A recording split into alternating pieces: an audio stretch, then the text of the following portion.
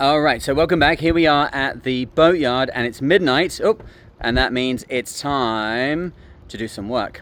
I'm here on board our boat with just a little bit of work to do. This pesky mainsail needs to come off. What we're doing is I should probably explain. We've got to get ready for taking the mast out tomorrow and the boat out onto the land. So we have got to get the main off the boom and up on the foredeck, a little bit less light, but down there in the gloaming is the staysail still up and the jib attached to the forestay. Inside the boat, I have prepped the mast for, I've got a torch. Prepped the mast for removal, at least inside the boat. I spend most of the day just kind of getting my shit in one sock, to be absolutely honest. So what can I say? All right, so see now the mast, all of its gear is now in a little braid, and then that will go out up through the partners here. Got a little bit of work left to do there. The rigging for the deflectors, it's called, the tensioner for the lower backstays that stop the mast from pumping when there's a staysail attached, they're disconnected. The hydraulics are disconnected for the vang. So I think we're looking pretty good in here. What we've got to do is get everything on deck organized, and I think what we're going to do is move the boat into the travel lift well so that that's ready as well, because this part of the world, it's very, very calm at night. The wind is kind of like Nova Scotia in that way, and then the problem is in the daytime it can be whatever it's going to be, and we need to kind of take control of that. Not least, the guys here at the boatyard are fantastic, but we have a limited budget, and I'm just not into wasting on anything that we can cure with a little bit of hard work and determination, right? That's what all it's about. So why not save $1,000 from having them like do everything for us as a concierge service, and instead use that $1,000 for something that we need to go sailing. So we'll have a quick walk over here and I'll show you the travel lift well. Okay, so we'll just walk down towards the travel lift here. I have quite a hefty bit of lighting equipment here that should help me to show you what's going on. I tried to come up here earlier and film it with a head torch, but the travel lift is so massive you couldn't see anything of it. You could see like the tiny patch of it, which was in my head torch's light. Okay, so here is the travel lift well in there. You see that? And then over there in the distance is the 300-ton travel lift that's going to take us out. And for that piece of equipment, this is a really easy job, right? When we're in Nova Scotia, I will say we're always a little bit beset by the fact that there's no massive machines like this. But for our boat, this is absolutely the perfect piece of equipment. Look at the size of this sucker. So I'm just under 6 foot tall. This tire. So this is the guy who's going to lift us out. Look at the size of the well here. We've got a 30-foot wide well. We're going to bring the boat to the well now and get it into position while it's absolutely calm. It'd be a nice, easy job for me to do on my own. I often move the boats at night in this part of the world because it's so calm. A lot of places in the world it's very calm at night. So, you know, just temperature differences, the land's not being heated by the sun, and suddenly you've got really calm conditions for doing boat maintenance. So it's very useful to be able to kind of be the night owl, and then you can do things that would be very, very difficult. Like in this is a river here, right? So can you see here? See the tide moving down? So when we bring the boat in, we've got to be aware of the fact that this is all moving, but look at the scum here. See where there's a line where it sort of stops? So what we will do is we'll kind of, don't fall in the water, Chris. So what we'll do is we'll approach with a little speed.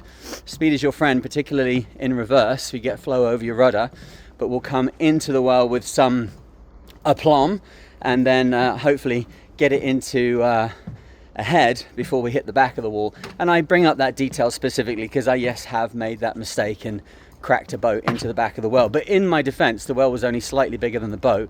It was a big boat, and when I engaged the propeller, the water level in the back of the travel lift well just dropped and the boat kept going. So we know what happened there. All right, let's get back on board and see what's going on. Okay, so up on the foredeck here, we got a couple jobs to do. You see the jib. I'm such a terrible person. The jib is still on the deck from where I left it when I arrived 24 hours ago. My bad. Equally, the staysail is still up. Also my bad. So that's got to come down. And then at the base of the mast, we got to get all of these working lines from the mast and get them all out of the turning blocks and get them bundled up together. We're going to remove the mast booty. We've got to get the vang disconnected both from the mast and probably from the boom. We got to get this sail off, and we got to get the boom off and put it onto the deck. We'll prep the backstays for disconnection because we probably have to slack them off entirely when we go into the well, because the back frame of the travel lift will touch up against the backstays otherwise. So then other than that, it's just, man, it's gonna be a lot of work, but I'll bring you along for it. I don't think I'm your time-lapse guy, certainly not with lighting being this difficult. So I'll just keep jumping back in with you, particularly with the move around, and then we'll see what we can make of it. Okay, so I've got everything ready to go, shortened up the lines. You might not be able to see, oh, maybe I can take the light with me, hang on. So we've just got the bow line attached here, and that stream in the river is flowing. You see the little bits flowing past? It's going down this way. So the boat is hanging by one line. As long as the flow of the river doesn't reverse during this process, this will be fine. And then on deck, that connection point, I don't know if you can see it, there's a slip hitch in that white line attached to the black line. The black line goes back to the winch. So that means that I can go on deck and I can release that little white line. It's going to flow out of the turning block on the bow, and we will dump it into the water where it will be completely out of the way and recover it later. Everything's off at the back here. So I tested forward and reverse to make sure that's right, make sure my wheel's good to go, you know, that my steering gear's okay, not encumbered, and that I've got the sail tie off the wheel. I've made that mistake before. So now time to jump on here and move the boat. Okay, so a little bit light on deck. You might be able to see we're just gently going astern here, and there's enough room over in this area over here where we can get the back of the boat. When I go astern, the rudder kicks, the prop kicks to starboard, right?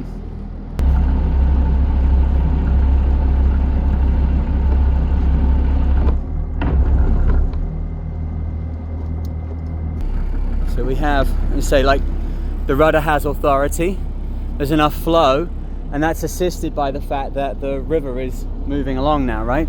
You've got to watch that corner down there. So a little bit of port wheel, and then balance that up with a little starboard. Looks like we're going to miss that corner. Good show. Nothing. We'll keep some speed on. Whenever the engine's running like this, I'm always, can I hear an alarm? What's going on? Moving away from our dock. Excellent. So now I'm going to reset the lines so they're ready for the next job, which is going into the well, and I'm going to bring the boat alongside on the starboard side of the well because the prop kicks to starboard, and that means we'll have the ability to place it where we want. Another reason to do this at high tide, so we can come alongside with our fenders and not damage the boat. Alright, we'll just go back into neutral. I am looking forward to getting our prop sorted out, because when Ken and I fixed it, I'll put a bit of video in here now while I'm doing this. I want to show you a little bit about the prop. The Max prop died, and there was not enough time to get a new prop to us for one of the events we're doing, so we JB welded it. Worked really well, actually. Ken is remaking the interior of this Max prop. This looks a bit chaotic, but is actually very much thought through. So we picked the angle that it's at. Basically, we researched online and found that these variable pitch propellers go between 10 and about 30 at the max. So this is about 22, and it's pretty much exactly, if you lay it down on the deck, it's pretty much exactly where they sit naturally. So it was easy to jig everything up, and then Ken has come in here, having cleaned everything, he's just JB welded the absolute shit out the center of it, but it had plastic bag over it and it was mated into the other piece, so it really fits very, very nicely in there. And then we also can put 3 stainless steel bolts right through the actual center of the props there. Props like I don't know what that is, shaft there. So I'm feeling like that is pretty damn solid. We put that back on. We're gonna have a fixed prop for a little while, but we have a prop. And as the new one is $5,000, and this costs what, 50 Canadian? Yeah. I'd say that's a fix. Let's stick it in the water and see what happens. All right. Okay, good. So we got the boat into position. I'm gonna go and get the line from the other side where I dropped it, and then we'll get on with removing the sails. Okay, this is our first little pause point, and we'll have a see what we've got going on. I've got all of the halyards except for the main halyard off the mast now. These are the reef lines here, and then Genoa halyard, spinnaker halyard, just the main in there now. So that means that everything is cleaned up round here and ready to go. And then up on the foredeck, the staysail is down and the jib is off and pulled back, which allows the forestay then to be removed. 2.5 hours work done, and we've already got the jibs off, the lines all coiled up here at the main mast, everything's stripped inside the boat. We did that a little bit earlier. We've moved the boat to a new position. So really now it is about getting this mainsail off. It's 2:30, no one arrives in the yard until 8, and they say they kind of get going around 8:39 once they got the jobs and the equipment moving. So we got, you know, a good 5 odd hours there. We've achieved a lot already, so just keep grinding, doing little bits. One little detail I will show you, look at this. You see these ends of my halyards? You see how these guys are just stuck in the jammers? What's happening is that their ends back over here, over the period of time that the halyard's been used, the sheath has been slowly milking its way down the rope until you get to a point where the end is slightly fatter than the rest of the line, and then it won't go through. So although these are perfectly fitted to their jammers and clutches, they're not going to pull through. So the way you should finish up a halyard or any line that's going to be kind of used like that all the time, where you may get sheath slip, is that you cut at the end of the rope, you actually cut the core back about 2 inches, and then just leave it and get the sheath, and then whip the sheath and maybe put a loop on the end of it so you can pull it through things. That's called like a milking finish, and it means that you can be sure that the sheath of the line is going to be milked over time, but it's going to be milked right off the end of the core. So where you cut it back 2 inches, by the time you come to get it off the boat in 2 or 3 years time, it might be 4 inches back, and it just means that you don't have that extra thickness. It's not all stitched together. It's 2 separate parts, okay? And same over there as well, right? Okay, so I'm going to have to release the reef lines at the end. What I think I will do is, I don't want to take the battens out the mainsail. It's a pretty huge job. So I'm just going to release the reef lines, the sail disconnected from the boom with the outhaul and the reef lines and what have you, and then that will kind of slump down onto the deck, and then we can go up to the mast, cut all the intermediates, and then we've got 8 pins to release, which is the actual firm attachment to the sail. So I'd be hoping we can probably get the mainsail onto the deck in an hour. That makes 3:30, and then we've got half an hour or so to get the vang disconnected, and then a couple of hours to get the boom off. So I'm gonna have some more coffee, a little bit of water, go to the toilet, and then we'll get the mainsail off. Okay, so we're doing pretty good. After we chatted before, I had a little coffee and chilled out for like half an hour. So about 3 o'clock I came back to this. We're about an hour and a half in now. The reef lines are off. You can see most of the sail is down on the deck now. Just pick up my tools. I'm going along. Did I drop some of the nuts and bolts? Yes. You've got to pay your dues to Neptune wherever you are. So it's not really a problem because they're very standard size, and we have heaps of the fittings. But see, now I've got one batten left there. The nut's already off that one, and then one batten here with the nut on, and then that's it. All the elastics, we attach the front of the mainsail with elastic. You can do it with, like, what's this quarter? This might be quarter. Yeah, I think this is quarter. I tried to kind of more go like this, which is 5/8, and then just do a single, well, that's a double fisherman, isn't it? Double fisherman or do little lashings with 3/8 or quarter or something like that, and it still has enough strength to easy enough strength to hold the sail onto the slider as it's going up and down for a hoist, but there's a lot more give in it, and it's a lot easier on the sliders, particularly if you're dealing with plastic sliders. I'm not here, but if you're dealing with plastic sliders, there's a lot more give in it if there's a bit of elastic. And then sometimes you'll find if the boom has a bit of a kind of kick up angle in it, obviously not a great example right now as we're kicking down, but if it has a bit of a kick up in it and you put a reef in, a lot of reefs make the boom sit a bit higher. If you do let off the topping lift or drop the mainsail, then huge amounts of stress goes on the front here, and you'll find you rip the eyelets out. So you can avoid that by using elastic and releasing your reefs before you drop the boom below horizontal. But we're at 4:30ish, something like that now, with that half an hour break. So yeah, about an hour and a half into it, another half an hour and it'll be on the deck. And then, and look at the drop, those couple of hours, right? Yeah, rule of 12ths, is it? So a tide moves in 12ths. So the first hour, 6 hours in the tide, first hour it drops by a 12th, second hour it drops by 2/12ths, third hour it drops by 3/12ths, fourth hour it drops by 3/12ths, fifth hour it drops by 2/12ths, and the last hour it drops by 1/12th, which just really is a way of saying it goes up in speed and then down in speed as more volume departs. So it was slowly coming down when we came in, and then zoom, went down by these. This is the middle 2 hours of the tide, and that means it's dropped by half. 3/12ths and 3/12ths is half the tide dropped in these 2 hours. So there you go. And we expected it, so that's good. So yeah, we're looking all right. There's a huge plethora of crap on the floor here. Right, I'm going to get these last two battens off, and then we'll have a look at the boom. Okay, so 5:20, and we started like 2:30, although I took half an hour. So 2 hours 20 minutes, and we can get the mainsail off.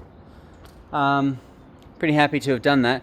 I think whenever you're doing a job like this, you get to this kind of point, you go like, oh man, like it's done. It's kind of like getting to the top of the mountain, right? But ascending the mountain is only 40% of the overall climb. It's a good way of looking at it.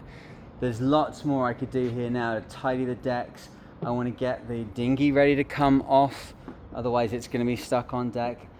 You know, really, I'd kind of like the mainsail to be off.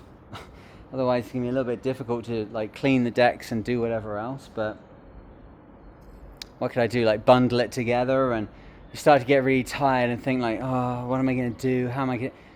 What I've discovered is best with this is to think, holy shit, there's an emergency. Like, I gotta go right the fuck now. Could I get that mainsail back on? Do I have it in me to turn around and put that thing back on? Can I dislocate myself from my own expectations that when the sun came up, the job would be done?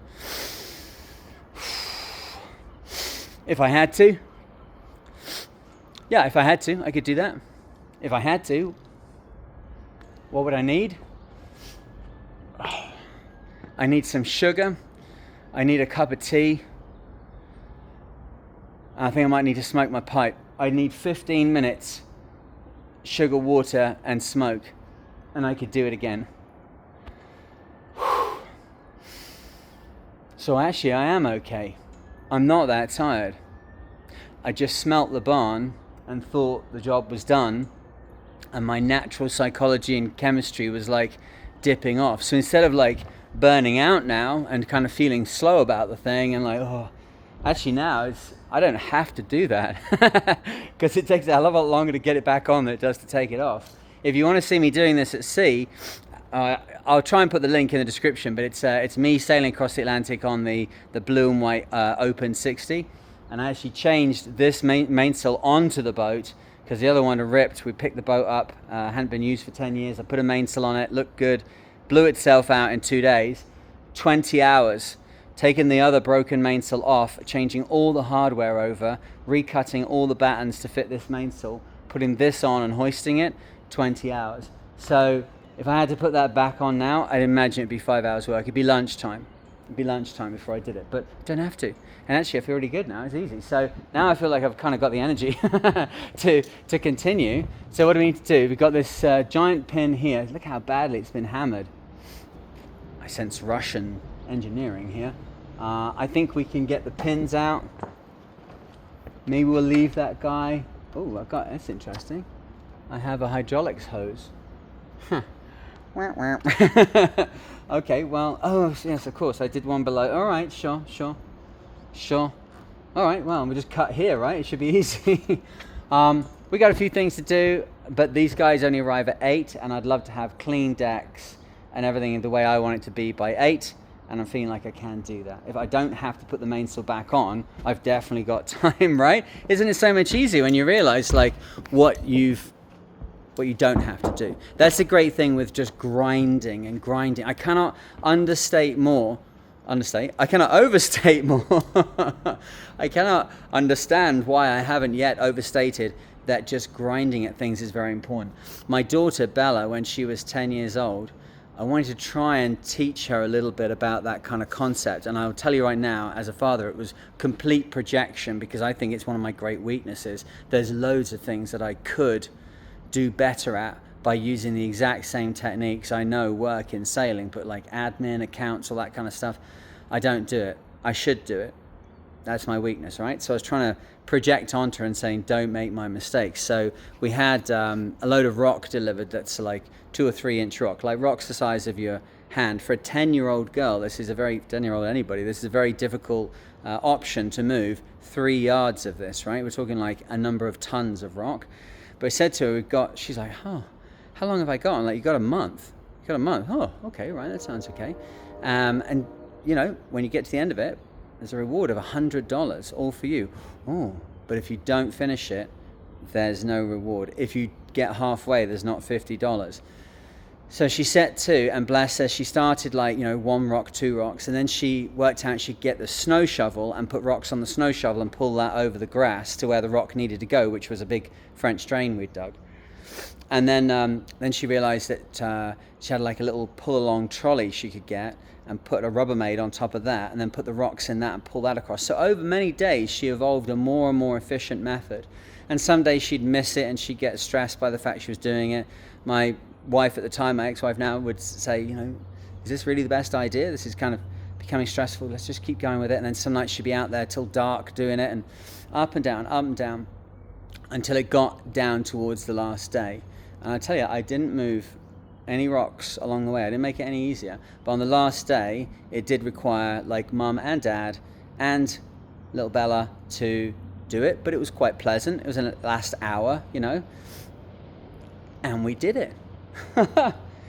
And Bella was amazed that she had moved this entire mountain from her point of view of rock. And I gotta say, we were a bit amazed as well. I was very happy that it had come to a good conclusion, and my wife had made a little certificate for her, and I think she got $150 and lots of praise. And I thought, I wonder if it stuck. And then she took on an interest in like costumier and making costumes and sort of headpieces and feet and hands, and she used the exact same technique. These things she made were amazing, like crazy costumes and things, and she just did it very slowly over time. And I'm not sure if I showed her that, or if she probably already knew it and didn't need the rock thing at all, but we always called it the lesson of the rocks. And the lesson of the rocks is here, right? Just keep grinding away and be glad for the things you don't have to grind. So I'm going to have something with sugar in. You can hear my voice getting emotional talking about my daughter and my ex-wife and things that we did together. That's a good indicator that my sugar, my brain chemistry is starting to get fluctuating, although of course I should be emotional about stuff like that. So I'm going to get my cup of tea. Even if they rock up now, they'll be like, oh, this is great, but they're blatantly not going to rock up for a couple of hours. So let's have some sugar, let's have a rest, let's have some water, and we'll come back and we'll knock this sucker out of the park.